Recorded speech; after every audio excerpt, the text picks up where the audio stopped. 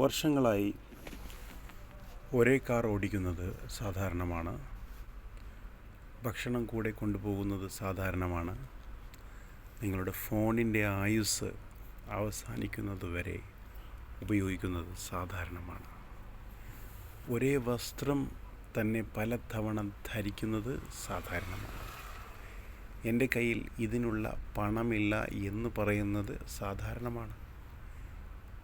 പക്ഷേ മനഃശാസ്ത്രപരമായി അസ്വാഭാവികമായത് കടം കൊണ്ട് സ്വയം ഭാരപ്പെടുത്തുന്നത് വെറും നിങ്ങൾക്ക് ഉണ്ടാകുന്ന പ്രത്യാഘാതങ്ങൾ താങ്ങാൻ കഴിയാത്ത ആളുകൾക്ക് മുന്നിൽ ഒരു താൽക്കാലിക ചിത്രം.